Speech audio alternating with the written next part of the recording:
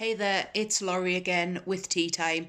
Today I'm going to be talking about being 3 months on testosterone and also a bit about mental health and how that fits and doesn't fit with my trans identity. But before we delve into all that, I wanted to kind of do a special point of notice to my cup I'm using today.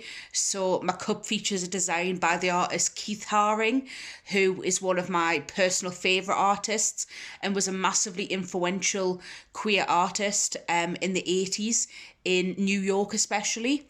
He's famous for his doodle style and raising awareness of queer issues and sex positivity through his drawings. Unfortunately, he was a person that we lost to the AIDS epidemic in 1990 at only the age of 30, which is obviously so sad. And I need to do another video at some point just about the impact the AIDS epidemic had on queer people in general. But I think it's amazing that his work's still around, it's still celebrated, and can still be seen and be used to inform people even now. As you might have noticed, I've also put my trans label pin on my hat, and as I wear this nearly every day, it just means I can kind of subtly show my trans pride as I'm out and about. I'm a little bit late to the party, but as of the 5th of February, I've actually been on tea for 3 whole months. I never thought I'd actually ever get to this stage, so I'm really excited to be on this journey and to be able to share it with you. So as explained in previous videos, I was assigned female at birth and I'm using testosterone to masculinize my appearance and my body to more better fit with the idea and the gender identity that I see in my head. Basically, testosterone will put me through a male puberty, so to speak. So being on tea for 3 months now, I have started to notice some changes coming in thick and fast. So my voice is starting to go a little bit. My voice will break and deepen the same as a cis males would during puberty. I can already hear that it's a lower pitch, and genuinely that makes me so happy because my higher pitched voice was definitely a source of dysphoria, and I thought it was a definite marker that, this person is a woman, is female, and I didn't want that perception to be had of me. It really is euphoric to hear my voice even now when it's only changed a little bit, and to be like, this is what it's supposed to sound like. It makes me so happy. I've also become a bit of a fuzz monster, shall we say. So I've started to get quite a lot of hair coming up on my chest, across the top of my shoulders and down my belly. It's a weird adjustment because obviously it's places that I've not necessarily had hair before, and I wouldn't say it was particularly euphoric, but it's definitely kind of learning to be comfortable with the way that my body's changing. That's something that I was very aware of. So not everything in the transition in puberty is going to make you feel amazing, but it's just learning to adapt and live and be comfortable with the skin that you're in and the skin that you're in as it's changing. It may be too subtle of a change for most people to notice, but I have been getting a lot more facial hair, although I'm freshly shaved today. I did previously have quite a bit of it due to PCOS, polycystic ovary syndrome, for anyone who didn't know. And that caused us to have naturally higher testosterone and caused us to have more hair growth than what would be typical for a cis woman. I'm really glad though that now it doesn't just grow in two lines down here, which is what I used to, and it used to be pretty annoying. My facial hair is still pretty wispy and pretty patchy, and it will take a long time to come in properly, but I'm impressed with how much it's already come in already, although both my brothers could grow like a full beard at like 15 if they wanted to, so I was always going to be a hairy man. I also feel as though my face is starting to slightly change shape, becoming slightly more angular along my jawline, which is a process that will happen. Obviously, it won't dramatically change the way my face looks or dramatically alter my face shape, but the shift in fat will give a slightly different appearance to the way I look. And finally, one other thing I've noticed that isn't just physical is how much stronger I've got. And it really impresses us and does make us quite euphoric, because I've always valued physical strength as a quality I try to embody. And especially when I go to the gym and stuff, I've lifted weights for a long time and really view my strength as a good asset, and a quality I can be proud of. So it's really fulfilling to see my strength going up and kind of my confidence going up as I'm able to lift heavier weights and able to just kind of generally use my strength in more ways. Although it can be a bit unexpected. I have already got dyspraxia, so I'm not always sure of how much strength I'm putting into things, but that's definitely got a bit worse when I'm stronger now than I definitely realised and definitely used to be. So now I'm actually going to go on about the main point of my video today, which is mental health. I'm not an expert in this, just to clarify, as I do on most videos, and I'm just coming from my own personal experience, but I've had a lot of experience in the world of mental health, kind of navigating systems to do with it and experiencing my own struggles and elations in terms of mental health and mental illness. I'm not going to do a deep dive into, all the mental health kind of stuff. This video is mostly going to be relating to mental health and how it does and how it does not affect my trans identity. So a bit of background. I have long-standing anxiety and depression. I've had anxiety since childhood, and that is probably one of my biggest daily barriers to kind of engaging in everyday activities, on top of being autistic as well. There's many reasons behind why I have anxiety, which I'm not going to go into in this video. However, one series of events that really stands out is how badly I was bullied as a young person.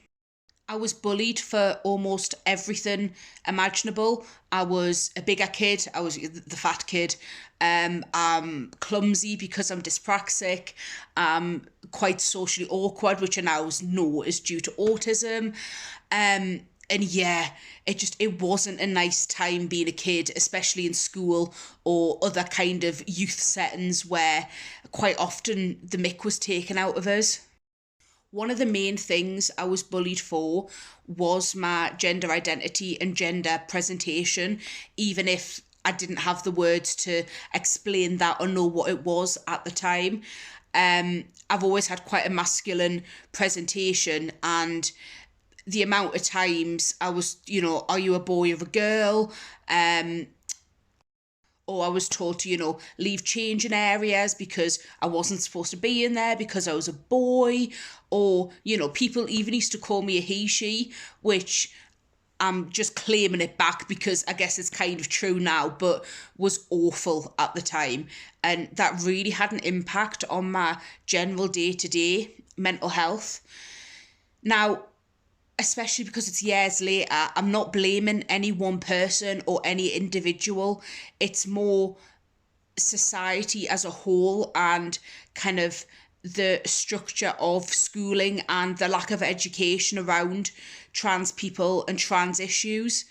I truly believe that if people were more educated around gender identity, gender issues, kind of different gender presentations, especially from a younger age, there wouldn't be as much ignorance and as much hate that's then directed towards people who are different. Education really does help both those going through these experiences, as it helps them to understand, but also those who could become potential allies to the community.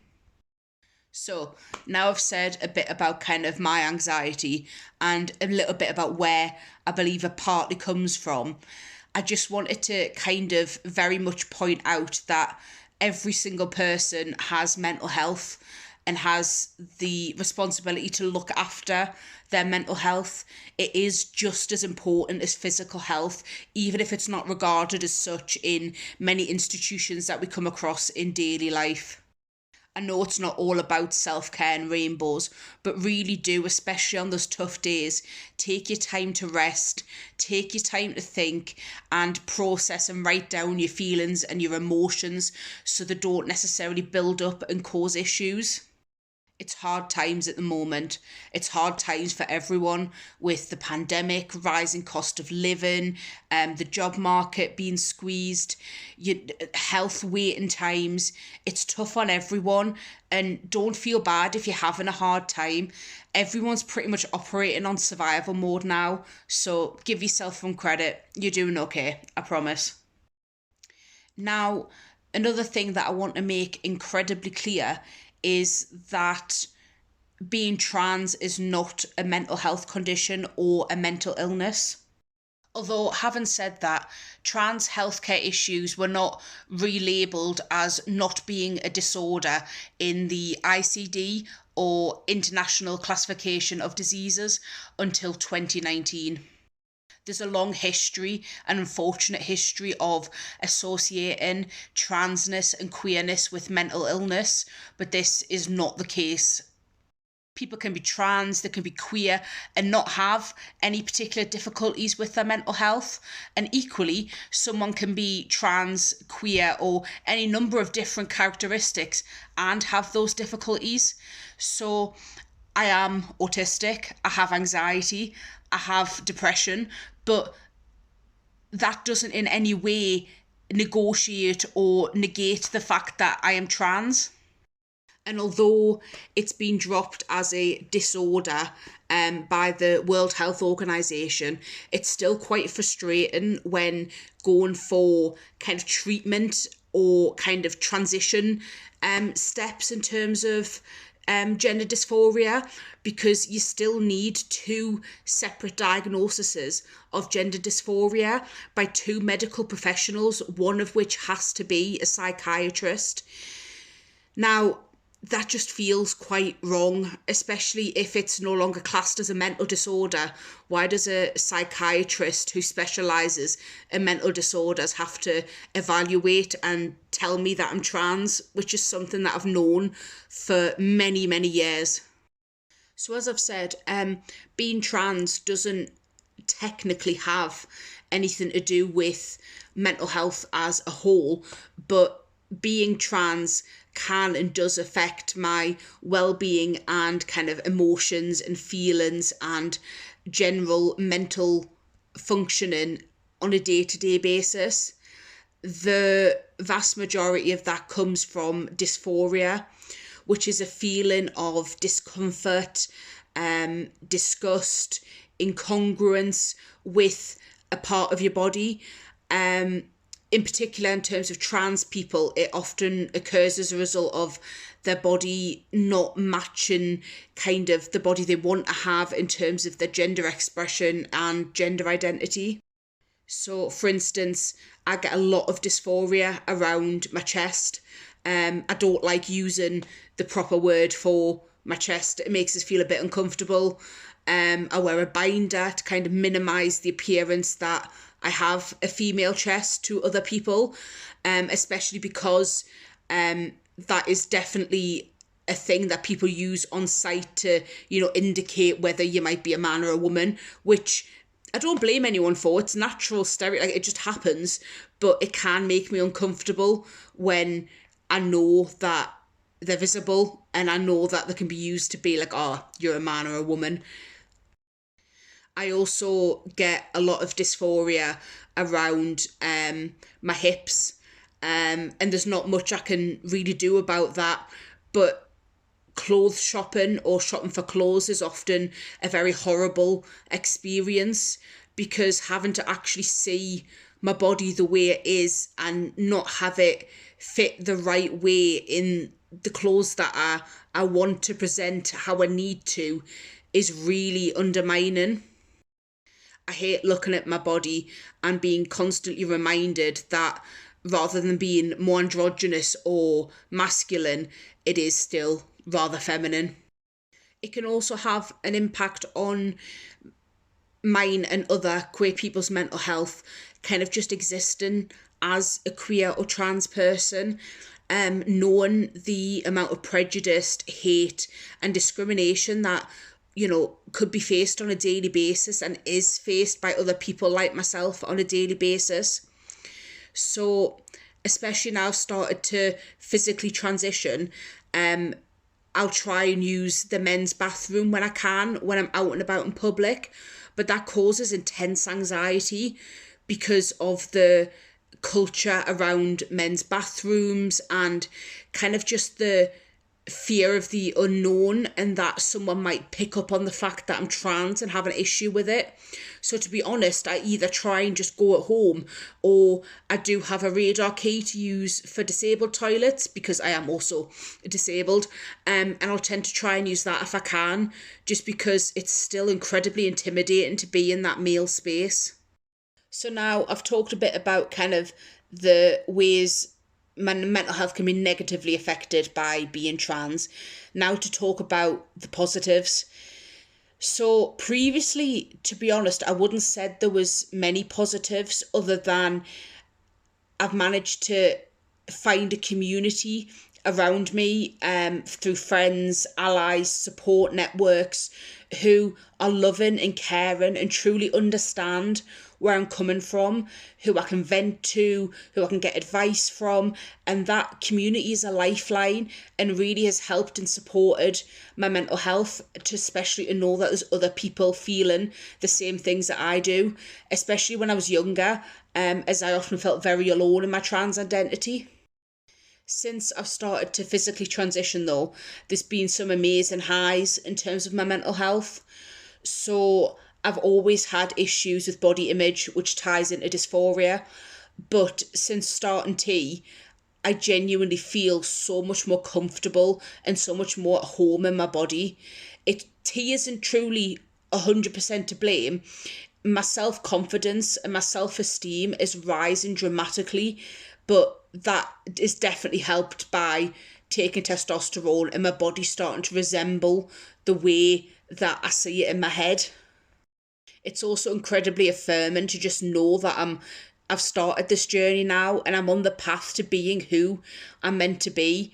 I no longer have the anxiety and the worry about, oh, am I ever going to be on T? What about the waiting lists? All that kind of thing. Now I can just focus on my journey and where I can go from here. So yeah, that was just a quick kind of look at how being trans affects my mental health, as well as an update on being on T. Remember though, like I said before, everyone has mental health and everyone sometimes needs some support. I'll put some links in the description to useful mental health charities or places to get advice and guidance around your mental health if you need it. So yeah, I'm Laurie with Tea Time, and like and subscribe if you want to see more content like this. Bye bye.